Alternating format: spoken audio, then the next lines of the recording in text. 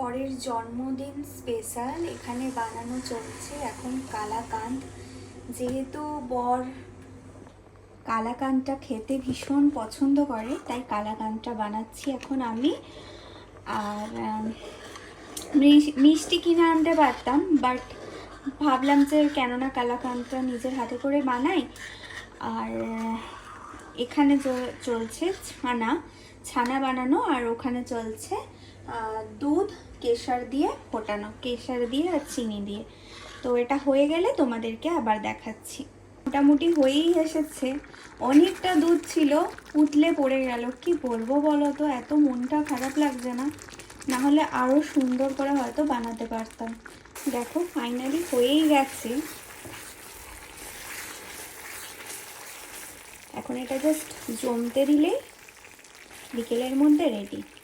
বাটির মধ্যে জমিয়ে দিলাম, আর এটাকে এখন আমি ফ্রিজের মধ্যে দিয়ে দেবো বিকেল পর্যন্ত, কিংবা কালকে পর্যন্ত। বিকেলেই হয়ে যাবে, বাট আমি কালকে পর্যন্ত রেখে দেব। কালকে বরের জন্মদিন, তাই বাবান কিনেছে এইটা গিফট। এই গিফট, এটা কার্ড, এটা কার্ড, এটা কার্ড আর এটা ডায়েরি নাকি? সুন্দর না? কি কার্ড আছে? অনেকগুলো কার্ড আছে, এটা শুধু বাবার। আচ্ছা, এটা হ্যাঁ, আর এইটা দিয়ে আটকাবো।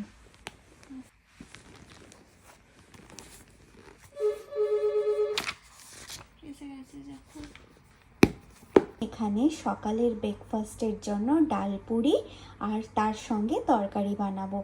ডাল পুরির জন্য ডালটাকে তো ভিজিয়ে দিয়েছি, এই দেখো ডালটা ভিজতে সময় লাগবে। আর আমি ময়দাটা সবার আগে মেখে নিচ্ছি। ময়দাটার জন্য আমি এখানে ময়দা নিয়েছি 2 কাপ মতো, সঙ্গে আধ কাপ মতো আটা নিয়েছি, তাতে করে লুচিটা খুব সুন্দর হয়। আর এখানে যে দেখতে পাচ্ছ এটা হচ্ছে ঘি, এটা আমি এনেছিলাম মায়াপুর গিয়েছিলাম তখন এনেছিলাম। আর তার সাথে নিয়েছি একটু নুন আর একটু চিনি, হালকা উষ্ণ গরম জল করে নিয়েছি। নিয়ে আটাটা আগে মেখে ফেলি। ডালপুরির আটা মাখা তো হয়ে গেছে, চাপা দিয়ে রেখে দিয়েছি। ডালপুরিতে খাওয়ার জন্য যে তেঁতুলের সসটা বানানো হয় সেটাই বানানো চলছে এখন। কিছুই না, তেঁতুলের পাল্পটা বার করে নেওয়ার পর নুন, বিট নুন, গুঁড়ো লঙ্কা আর চিনি দিয়ে এটাকে একদম গাঢ় গাঢ় করে বানিয়ে নিতে হবে। আর এরপর আমি যেটা করব, আলুর তরকারির জন্য আমি মশলাটা রেডি করে নেব। ডালটা একেবারে নরম হয়ে গেলে সেটাকে ভালো করে মিহি করে বেটে নেব। নুন, হলুদ আর জিরে গুঁড়ো, ধনে গুঁড়ো, তার সাথে আমচুর পাউডার দিয়ে পুরটা বানানোর জন্য। মিষ্টিটা যে বানালাম এখন দেখো অনেকটা জমে গেছে, তবে এটা আজকে কাটবো না, এটা কালকে একেবারে কাটা হবে। এখন ফ্রিজের মধ্যেই ঢুকিয়ে রাখি। এখন ডাল কচুরির পুরটা বানিয়ে নিচ্ছি।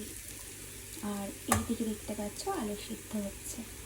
কিছুটা কাজ এগিয়ে রাখার চেষ্টা করছি, যাতে করে কালকে চটপট বর সকাল সকাল উঠলেই আমি ওকে ভেজে গরম গরম ডাল পুরিটা আর সঙ্গে তরকারিটা দিয়ে দিতে পারি। আসলে ও সকাল সকাল ঘুম থেকে উঠলেই ওর প্রচণ্ড খিদে পেয়ে যায়, আর তার সাথে মেয়েদেরও পরের দিন আছে স্কুল, তার কারণে কিছুটা কাজ আমি এগিয়ে রেখে দিচ্ছি। আর তোমরা তো জানোই যে আমরা বাড়ি ভিড়ে যাচ্ছি এই মান্থে, তো তার কারণে ঘর সম্পূর্ণভাবে ডিপ ক্লিন করা চলছে, তার সঙ্গে লাগেজ আমাদের প্যাক করা চলছে। অর্ধেক অনেক জিনিস আছে যেগুলো শুধু অযথাই বই নিয়ে যাব না, তো ফেলে দিয়ে চলে যাচ্ছি। তো তার কারণেই আমি যে বরের জন্মদিন স্পেশাল খুব ঘরটা সুন্দর করে সাজাবো, সেটা একদমই এবছর পাচ্ছি না করতে। মনটা তো একটু খারাপই।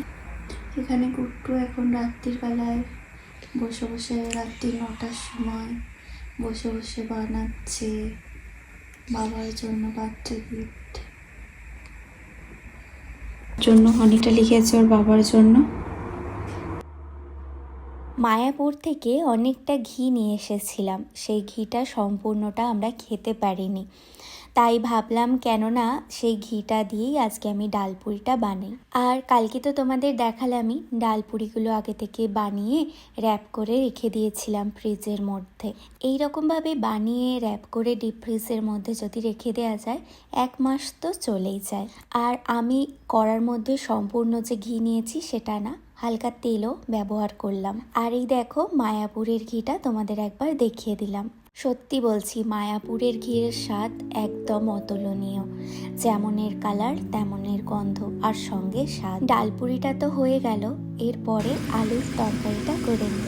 ভেবেছিলাম আলুর দম করব, কিন্তু এই ডালপুরির সাথে আলুর দমটা যায় না। আর ডালপুরির তরকারিটা ঠিক এইভাবেই বানানো হয়। প্রসেসটা তোমরা দেখে নাও, খুব সহজেই বুঝে যাবে।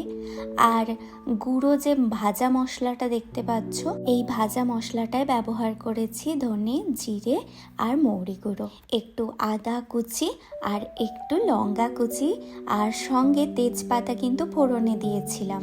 আলুটা যেহেতু সিদ্ধ করে রেখেছিলাম, তো গরম জলটা দিয়ে একটু ভালো করে ফুটিয়ে নিলাম। শেষে একটু গরম মশলা আমি এই তরকারিটার মধ্যে অ্যাড করে দিলাম। আর কচুরিগুলো দেখো কত সুন্দরভাবে ফুলেছে না। আজকে এইভাবেই বরকে সকালের ব্রেকফাস্টটা সাজিয়ে দিলাম। বরের শখ আজকে পোলাও খাবে, আর তার সঙ্গে চিকেন কষা। সেই মতোই পোলাওটাও বানানো হয়ে গেছে, সঙ্গে এখানে আনারসের চাটনি করে রেখেছি। চিকেনটা কালকেই ম্যারিনেট করে রেখেছিলাম, আর আজকে চিকেনটাকে ভালো করে কষে নিচ্ছি, এরপর তরকারিটা বানিয়ে নেব। এর সঙ্গে আজকে ভেবেছি একটু করব আলু ভাজা, বেগুন ভাজা, পটল ভাজা, করলা ভাজা। আর চাটনি যেহেতু করেছি, সঙ্গে একটু পাঁপড়ও বানিয়ে ফেলেছি। সঙ্গে রেখেছি একটু সালাদ আর সঙ্গে টক দই। আর এই যে সাজিয়ে দিলাম বরকে জন্মদিন স্পেশাল। বিকেলবেলা 6:30 বাজে, আর এখন সেজেগুজে বেরিয়ে পড়েছি বরের বার্থডের জন্য। দিতে যাচ্ছি বরকে স্পেশাল ট্রিট।